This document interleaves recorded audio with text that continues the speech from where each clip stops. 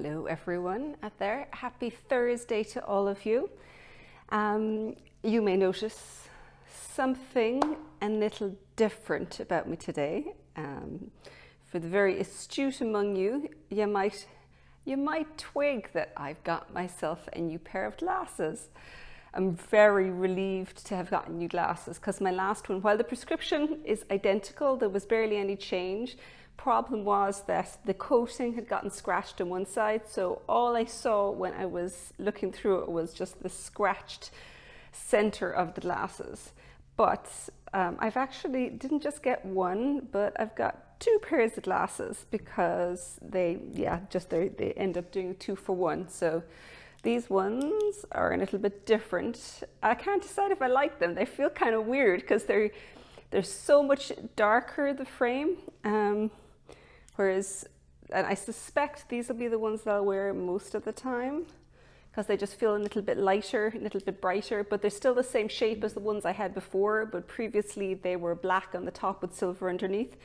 But I do like both of them. So yeah, I get to jump around between the two now and decide. Now, today I wanted to talk a little bit about shawl colors because I had quite a few questions after the last time, specifically about shawl colors. There was a few from Frida because she liked quite bright colors and she wanted to see if I could go through a few combinations. Now, her particular question was very, very apt because it was about the Vine and Veil shawl, which is a 2-color brioche shawl. And it is in fact this week a new workshop that it's not a new workshop, it's a workshop that was there before, but I've got a promotion coming on. Hey, nice to see some Italian customers popping in. But I've got a special on the website right now so that if you want to try 2-color brioche with the Vine and Veil shawl, if you put the yarn kit and either the pattern or the workshop in together, you'll get a 10% discount on the two together. So, and I've also put up a new yarn combo. So there's there had to be, I think, 4 options, and I've put one other color option in there. Now, you can most definitely go and mix and match yourself with the Newest Sport because it just uses 2 colors of Newest Sport. Before we start with that, I'm going to give a shot at turning the camera around because I think that when I'm talking about different shawls and specifically about different colors, that looking at it on the table might be more helpful. Hey Judy, you've been fumbling your way through the cables this week. Oh yes, anyone who is wondering what that is about, the Lemonars knit along. The second clue came out a couple of weeks ago, and the first part of it was the body going straight down and introducing double garter stitch. But then we're introducing 2-color cables. And the problem is because they're 2 different cables, one on one side and one on the other, you'll start obviously with one lot of cables on this side, and then when you turn around on the other side to work the other way, people were getting a little bit thrown. So I think that using markers has helped people a lot, 2 different color markers for the different cables. And I juggled the PDF around as well, so that now I've lined up both sets of charts on one page, which should hopefully help people a little bit, because before it was cable A with the written directions on one page and cable B on the next one, but I've moved it around so both of the charts are on one page and the written directions are on the next, and I think that's been a little helpful for people. But yes, I'm going to turn it around and we're going to take a quick look at colors, and then I might flip back and show a couple of other shawls. So the first one was actually one, let me see how I turn this around. Oh, there we go. I'm just going to flip this down here. So you see the whole backdrop now when you get it flipped around. All right, this one here is the Ice Cloud Shawl. And you can see it uses 3 colors here. You've got Cumulus, which in this one is this color, and then it's got 2 different Nuwa colors. Now, originally, I only had a few different Cumulus colors. It was this, there was this, and we had this one. And I have recently introduced these really, really nice colors. I'm particularly fond of this color. I just think this is the most divine color. It is aubergine Cumulus, and it's very squishy. But I thought I'd just pull out a few colors to kind of see what kind of combinations you could put together. I was kind of thinking a couple of these, or you could even go, probably not that. It's kind of, it is fun putting colors together. See, if you wanted something really bright, you could do something like this. This is August Storms and, this is Rolling Bales and Kitten Fluff. Or a little bit more muted, both of those. But you can see how, if you take a look at the fact that you want a good bit of one nice bright color, a lighter color, but if you flipped it around and these ones are darker, what you probably want to do with then is take one of your newer colors and have at least one of them a lighter color, and then the other one can be something in between. So there's a few different things you need to think about when you're flipping around between the light color being the fluffy one and the fluffy one being the dark color. So it's a little bit different. Now, let me throw this down here. This here is the Vine and Veil shawl. That's the one I was talking to you about. And I spread it out here. It's a 2-color brioche shawl, and it starts up here in the tip, and you've got increases worked along here, and then you introduce these lace along the edge so most of it is just plain 2-color brioche with a little bit of edging, and then you have got lace all the way around the edge. If you've never done 2-color knitting before, but you have done brioche, then this is a really good introduction if you go with the workshop, because the workshop is going to step you through each of them. But what Frida was asking, she said she likes bright color combinations. She liked this one, but it wasn't really bright enough for her. So this is Figment, which is this one here. And here we have Kitten Fluff, is the 2 colors. I actually think it makes it look really, really different when you put it in a shawl like this. The colors, they play together very differently. But what she was interested in is finding something with Cafe Flamingo. I was actually thinking that it does work quite nice with Kitten Fluff, and it does have a bigger contrast going with it. I mean, the other things, you could actually do it with Cerebellum. It's kind of fun too. Like 2 different pinks would also be kind of cute. And the other one that she had asked was, this is Mosquito Coast, and to find a color that would go with that. Now, in the original, oh, I don't have it here, it's this one. It's Frog on the Wall is what went with it. But if you wanted something a little bit brighter, I actually think August Storms, my names are going today. This one is Harvest Moon. So the 2 of those, I think, work quite nicely, Mosquito Coast and Harvest Moon, if you're looking for a really bright contrast. In fact, the new color that I've put up for Vines and Veil in the kits is these 2 together, because I think they're really nice, because it's nice big contrast between the 2 colors, and it gives a really big color pop. So they're just a couple of ideas there for Vines and Veil. Let me turn this around. Hi, I'm back again, everyone. Here, straighten it up. If you popped up a question, I was trying to keep an eye on it when I was turned around the other way, but if I missed it, just shoot it at me again by all means. And if you've got questions as I'm talking here, just go ahead and ask me as we go along. Now, there was 2 more shawls that people were asking about and they wanted to see from last week. I think it was Moya Keating was asking about Myleo shawl and Berman.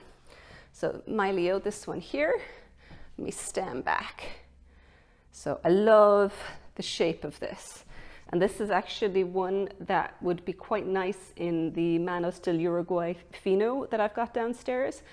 Or if you were happy with it going a little bit bigger, I think it would also work really nicely in Nua Sport. It's going to be slightly thicker than this, but it would give a lovely texture because there's so much garter stitch, because Nua Sport works really nicely in garter stitch. It just kind of, it plumps up very well. So this one is what's called, this is a, it's a crescent shaped shawl, and it's one that is, I'm sure there must, I don't know if there's a special name for it. I kind of usually refer to it as an angel wing shawl. And the reason for that, if I hold this up, you see how far the ends curl up? It's got really, really, really super extended wingspan and without having a huge depth. The brioche, oh, very good. And the reason that's extended so far out is that every right side row, you've got double yarn overs in each side, and every wrong sew, you've also got increases on each side. So it means there's loads of increases, so it grows very, very quickly out in this direction, more so than the length. Now what you can and it's also with this, all of the increases are out along the edge of the shawl. So that actually means, oh, hang on. Am I right? Yeah, I think so. I could be wrong. The reason I'm hesitating is I haven't pulled out the pattern and it's an older pattern. So it's actually possible. I'm looking at this here. They're actually not.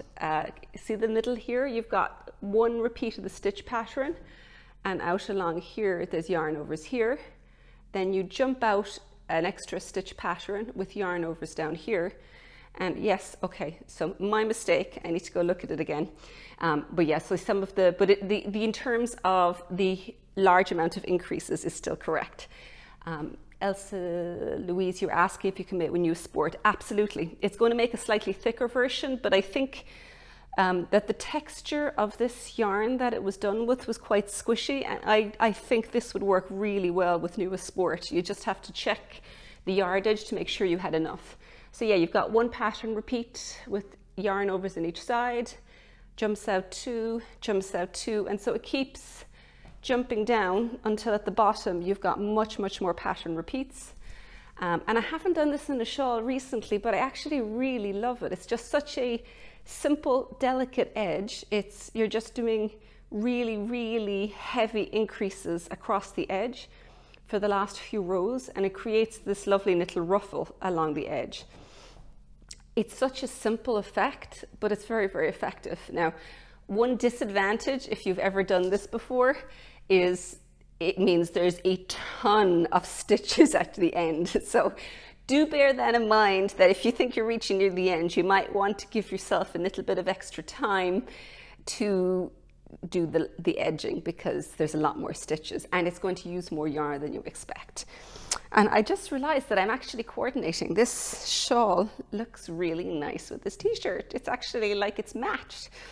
All right, it's a shame it's not so warm here, because then I might actually wear it home. All right, so that's the Mylio shawl, M-Y-L-I-O. And over here, this was the next question that I had from Moya. It was in relation to the Burman. And again, I got to stand back for you to be able to see it. I'm going to hold it sideways because that's actually the way it's knit. So most of this is pretty straightforward, just striped garter stitch. All of the fun happens on the edge. I'm really, really fond of this stitch pattern. It is, as everyone knows from Laminaris, one of my favorite things is the slip stitch cables. So you've got this striped garter stitch background going on, and the edging just has this very wide, really, really geometric slip stitch cable. And then just above it here is where the increases happen. So you start down here and you begin just with a small little bit, and as soon as it increases wide enough, you start your cable. Then the increases happen along here. They work all the way out to here, and then the central section is just work straight, and then on the other side you start your decreases. So it's very simple shawl. It's also very, very straightforward to modify or to make use of whatever yarn you've got, because if you weigh how much yarn you've got and you figure out where the middle, you can use all the way up to half of it, up to the middle of it, and then the second half is going to be the same width, so you're not going to run out of yarn. So it's a very good way of maximizing the amount of shawl you get for your yarn, because you don't have to have any leftovers, because the middle section you can add extra repeats if you need, or if you've got less yarn, you can just reduce those increases as you go along. I'm trying to see if the Laminaris cardigan is over here somewhere. I can't see it straight off. The reason I was going to get it is I might do it next week, where I might just talk a little bit about the cables and the spot that people were getting a little caught up in. I think most people have got it sorted out now. Please do make sure you take a look at the videos, and if you're running into problems with the cable on it, because you've got a couple of different things going on. You've got your double garter stitch, you've got two different slip stitch cables, and you're also doing waist increases. If it's becoming too much and you're having a hard time learning the cables as you go through, stop, take some waste yarn and just swatch those cables, because then by the time you come back, it's really easy to incorporate it into the rest of the project. So the idea is to break each step down so that when you start adding each one on, it's not too difficult. Now, I deliberately did not give the cables in the swatching directions to start with, which in retrospect might have been foolish, but the reason for it is that I didn't want people getting too hung up on the gauge of the cables, because you're adding extra stitches for them and they take up quite a small bit of the room. So I was just, so like even if they're like, even a small bit of variation in the cable isn't going to have a really big impact on the finished size of the garment, and so that's why it wasn't included. But I do think that it probably would have helped, because people would have been able to practice as they went along. But you know, one of those things, hindsight is great, right? Eloise, dangle is lovely. Yes, I should have pulled that out as well, but oh well, there's just too many shawls. For anyone who does want to try any of these shawls, you can find them all on stolenstitches.com, and just click into the patterns, click shawls, and until the end of June, so like about the middle of next week, if you use the code Shawl Love, is that right? Love Shawls. Oh gosh, I've got the wrong way around. You can try both. I've just had, my mind went blank. You will get 15% off all the shawl patterns until the end of the month. However, if you're on my newsletter, or if you aren't, pop in and go sign up, but you can actually then just make sure that you will get the code, the correct code, to be able to use and try out any of the patterns. So thank you all for joining me, and if there's no more questions, if you do have any questions after this, I'm going to pop this up on the grid after this is finished. So if you've missed a part of it, or if you came in part way through, you can see the rest of it. Hang on, I've just got a question here. You'd like to see me walk through the cables to confirm you're doing it correctly. It looks okay so far, but not far enough along. Okay, if it's looking okay, the likelihood is you're good. I would also suggest popping into the workshop, because they run through cable B, and you'll be able to see the way I've worked each one of those crosses. Big thing being, you're kind of following the color coding when you're doing the two color cables, so that on the, like particularly on the wrong side, if you're coming along and you're going to be always on the wrong side, you're always going to be either slipping those cable stitches if you're in the contrast color, or if you're in the cable color, you're going to be purling the cable stitches and knitting all of the ones in the background. Once you keep those together and you're looking at the front of the cable and it looks correct, the likelihood is you're probably on the right track.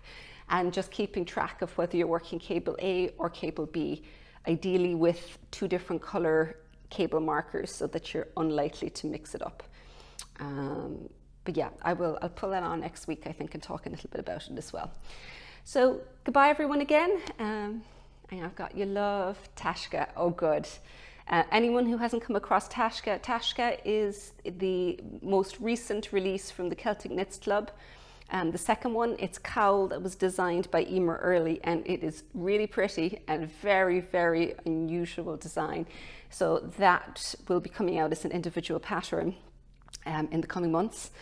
As well as, if you do want to jump in, it's still available as a digital download for the full club. So there's two of the patterns out so far with several of the blanket swatches, but you'll get all of those and the ones that are coming up if you jump into the digital pack now. So for reals, goodbye this time. Bye everyone. Thank you for joining me. See you next Thursday.